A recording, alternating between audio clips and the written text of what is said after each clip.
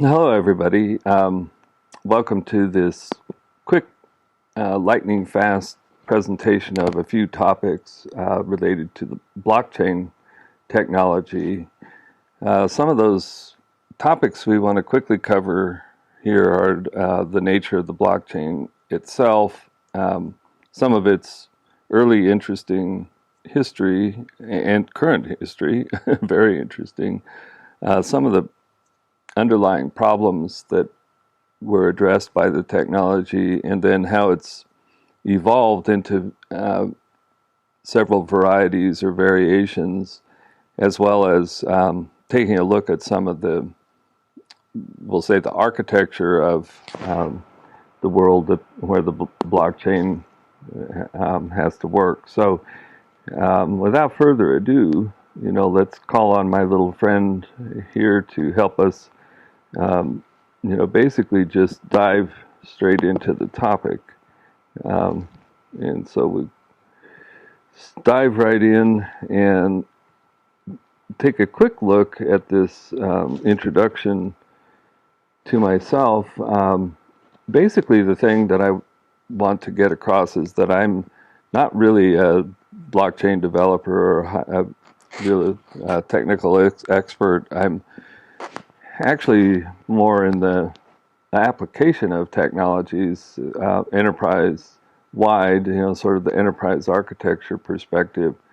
And I'm also in the middle of working to establish a startup company which is going to be built on blockchain backed smart contracts for the purpose of enhancing communities of practice as they work together on service offerings and creating higher level skills within that community.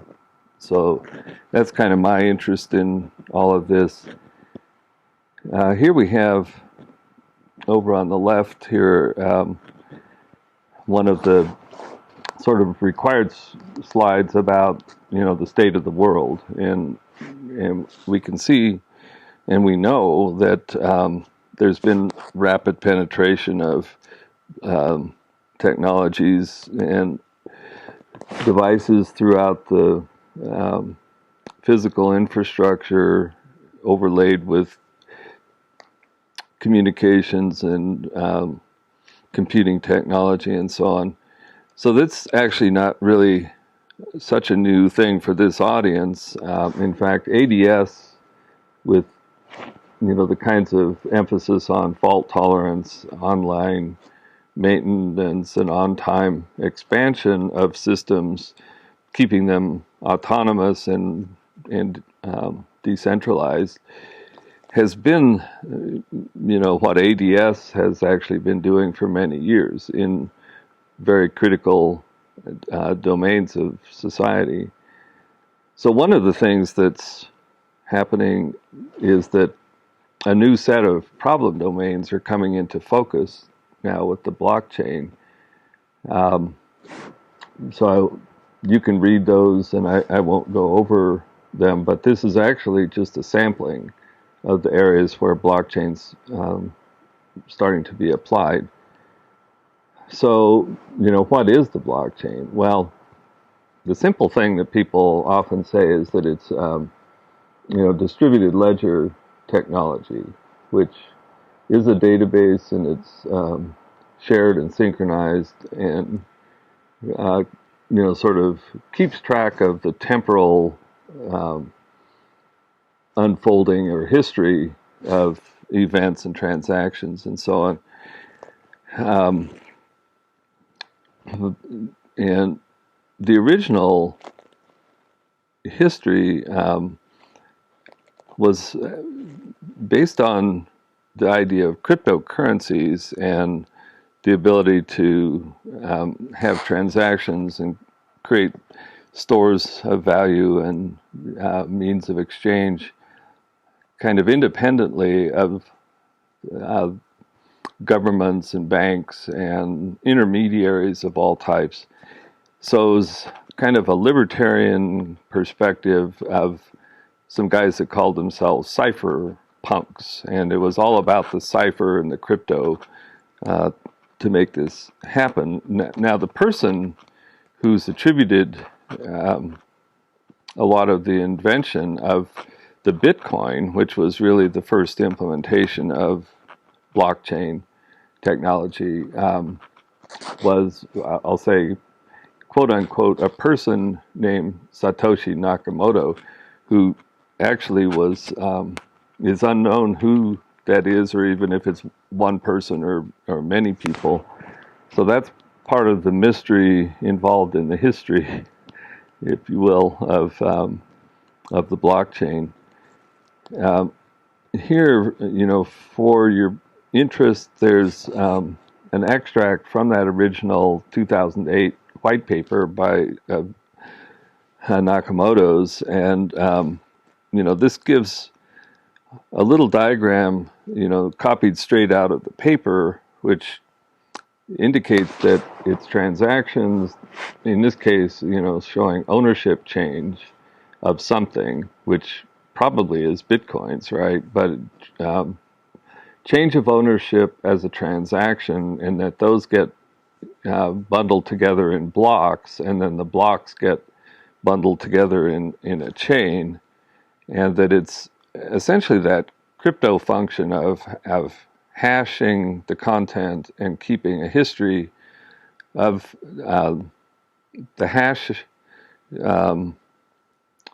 chain all the way back to the Genesis node. And so that's actually a really fundamental feature of what blockchain is really all about. Now, here we have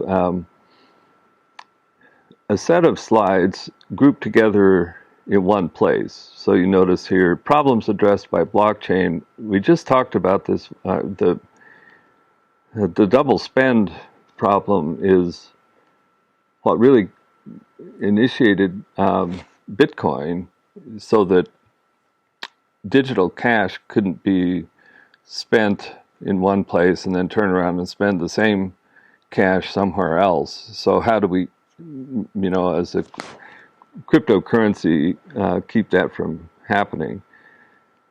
But if I click on this little set of slides here, like I say, there are 5 of them. That's what it said, 2 through 5. So now I've moved over to slide 3 of 5. And that's has to do with the reliance on trusted third parties and, trying to disintermediate those guys. Now up here, we get into the topic that I talked about in terms of variations on blockchain. And this is a little bit of a complicated area of the presentation, because there's a 2-level hierarchy here. Overall varieties, I'm suggesting at least some of the top level ones are permissioned blockchains and unpermissioned ones. And then a whole area of focus on validation and consensus. So here we have the permissioned version, which involves knowing who the users are going to be and whitelisting them so that they have permission to participate in whatever creation of blocks and chains is. And then the unpermissioned ones are ones where anybody can set up a node and participate in the network, which requires, sort of a whole set of, we'll say, consensus mechanisms and so on that aren't so much required in the unpermissioned version. So if we then look over here at the validation and consensus options, again, we find a group of slides, 4 in this case, and So we have this little outline at the beginning that's 1 through 4, 1 of 4, and then we have proof of work, proof of stake, and this practical Byzantine fault tolerance approach to validation and consensus issues. So we won't click down into that, but that sort of introduces some of these key variation points. Now this set of slides I want to quickly pause. This one actually doesn't say that it's a set, but it actually is a set. And if we look at list here, we see that there are a number of topics and what sort of this environment and marketplace that the blockchain operates in. So if I know that this one has some slides behind it, and so if we just click on the first one, we'll start to see some diagrams of this kind of high level architecture, if you will, that surrounds the blockchain. So somehow, we said that there were transactions which got grouped into blocks, which in turn got grouped into chain. And well, how do we even learn about those in the first place? So there has to be this kind of access point to the state of affairs and capturing events that occur through some kind of sensing mechanism, which then gets recorded and starts that whole packaging process. Again, this particular set of slides goes pretty deep, and I'm just going to leave it at that. But there's a lot of work done and a lot of work to be done on that. The Ethereum story, I think Ethereum really is the story that, Bitcoin got out in front of the world and, became quite notorious, as well as,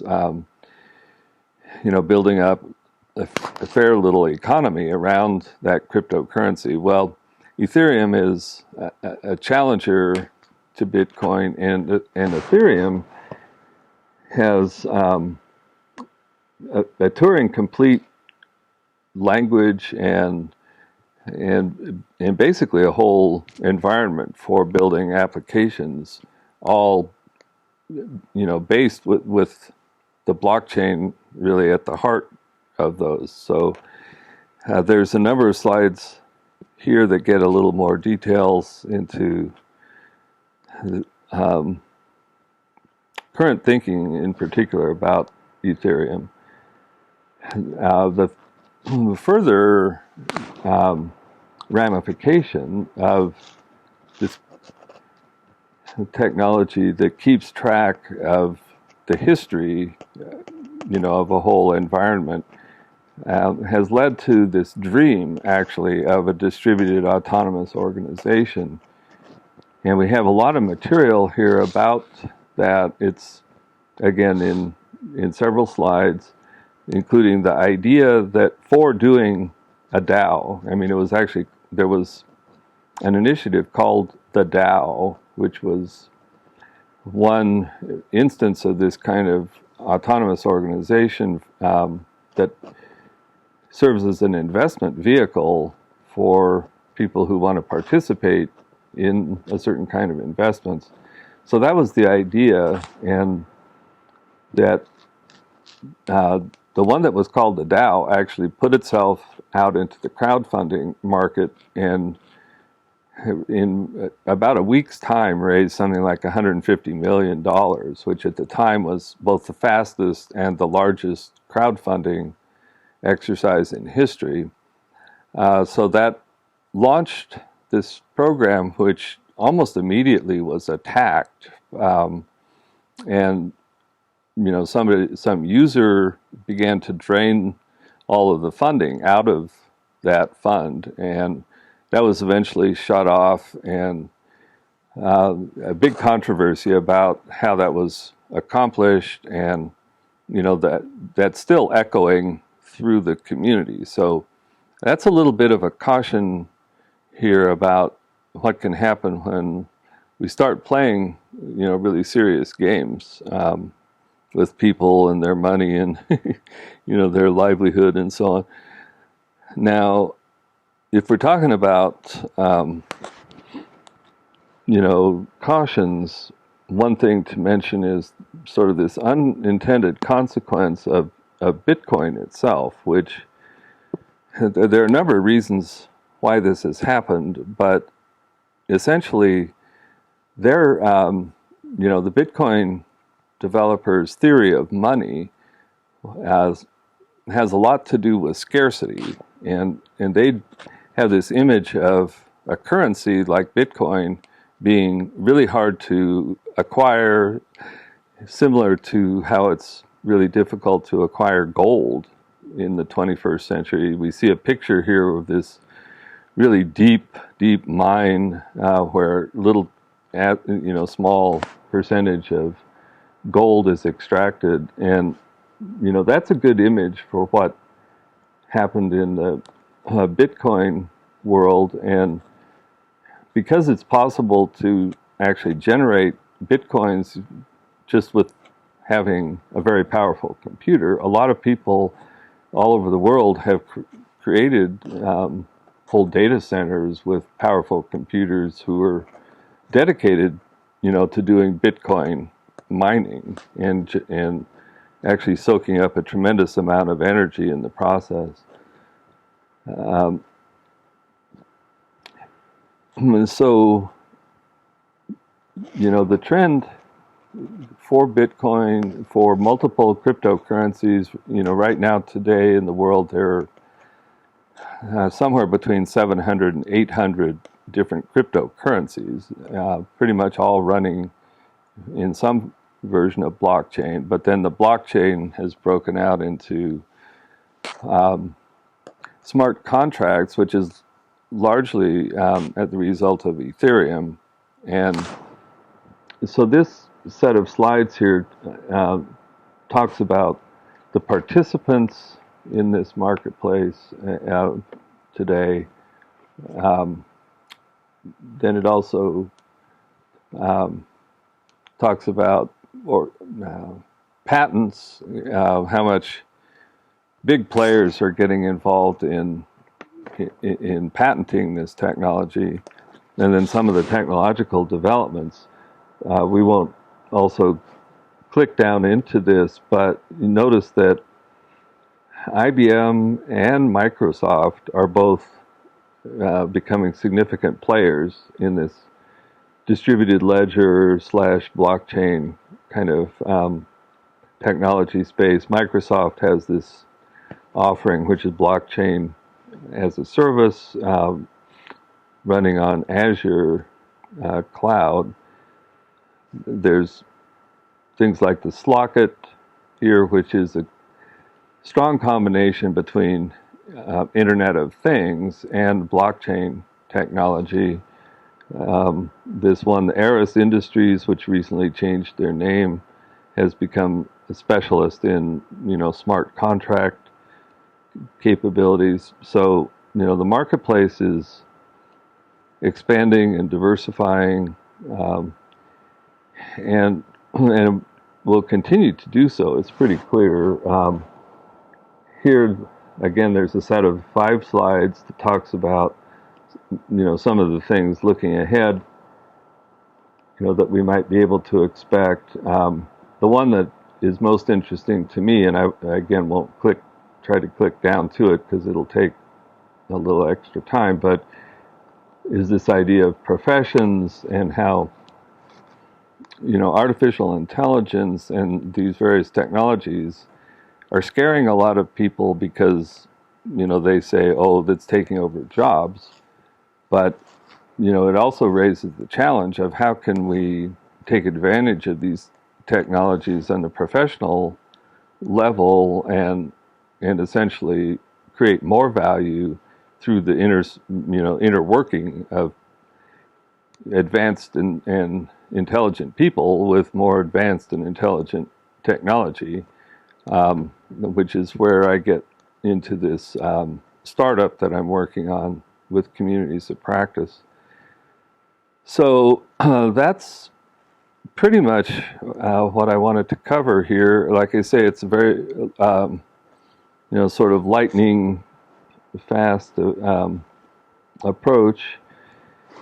I do want to leave people with this one lingering kind of question, which is, if the blockchain experts, the people who are growing up in this new technology world, were actually to look out to the ADS expertise and the experience that have been developed over several decades, what would ADS say? What kinds of guidance would they provide to these young whippersnappers growing up as blockchain experts? And